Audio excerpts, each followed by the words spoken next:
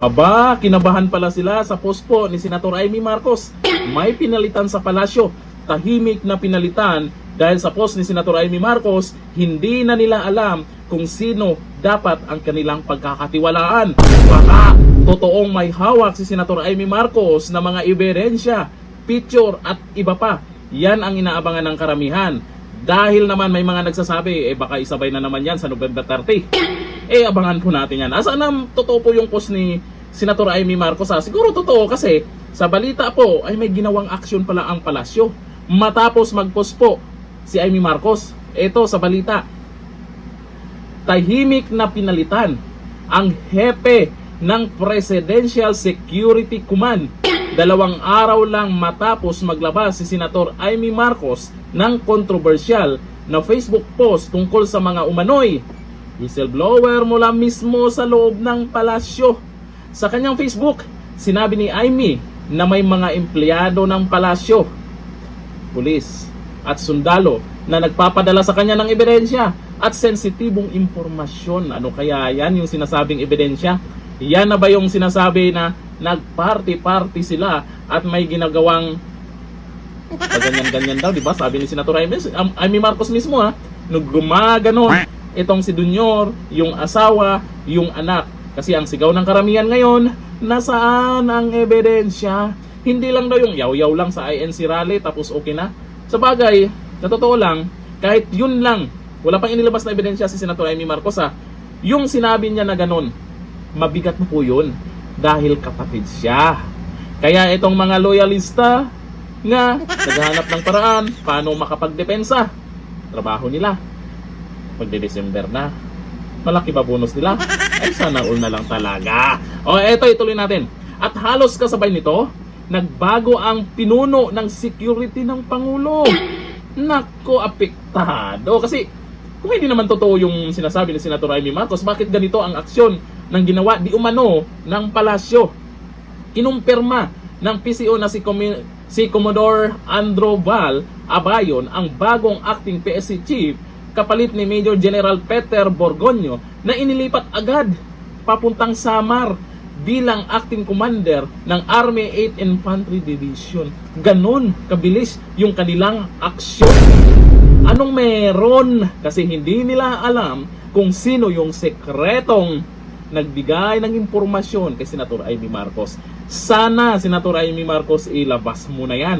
Sana totoo yung mga bali-balita, baka isabay mo sa November 30 yan. Nako po, ipatatagalin ba yan para malaman namin kung totoo talaga yan, Senator Amy Marcos? Baka yaw-yaw lang yan ba? Diba? Baka sabi lang ni Senator Amy Marcos para sabihin na totoo talaga yung sinabi niya doon sa INC rally.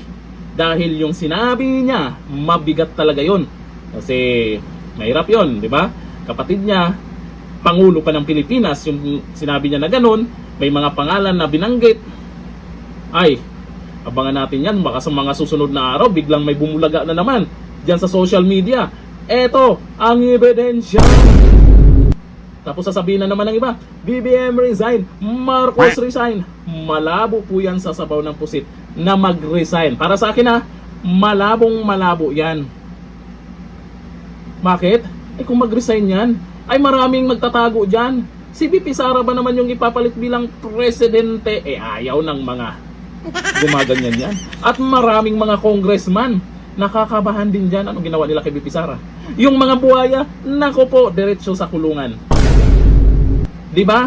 Kaya malabo pong mag-resign yan. Malabo, kahit gugustuhin po ng ating mahal na Pangulong Bongbong Marcos, yung nakapalibot sa kanya, hindi papayag yan. Sa susunod na rally, sa November 30, talagang malawakang rally na naman yan. Maraming mananawagan na resign, pero malabo po yan sa ngayon. Pero believe po ako sa mga patuloy na nananawagan. Kahit malabo man, patuloy pa rin silang nanawagan. Malay natin, di ba? Malay natin na makinig kung ano yung dapat gawin. At eto naman paalala sa mga sasama sa rally yung mga mahilig magsisigaw-sigaw dyan na ikulong na yan, mga kurakot. Maya naman kayo sa pinagsasabi nyo. Talaga bang may pinaglalaban kayo kung yan yung sinasabi nyo lang? Ikulong na yan.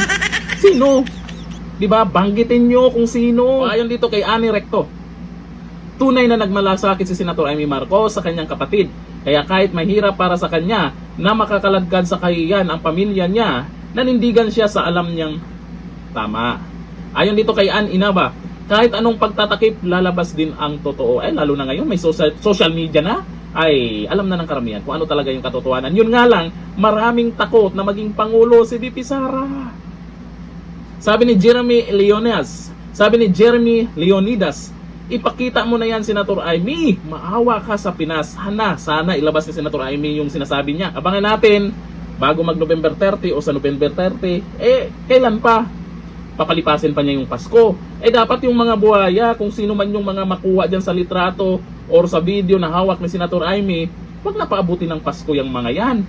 Ikulong na yan, mga kurakot. Sabi nila, di ba? Sus, baguhin nyo yung sigaw nyo ha, sa November 30, baka yan na naman yung sasabihin nyo. Alam nyo sa totoo, pauso lang yan. Hindi naman talagang pinaglalaban nyo yan. Banggitin nyo kung sino. Mga duwag pala kayo. Hanggang dito na natin kayo. Bye-bye.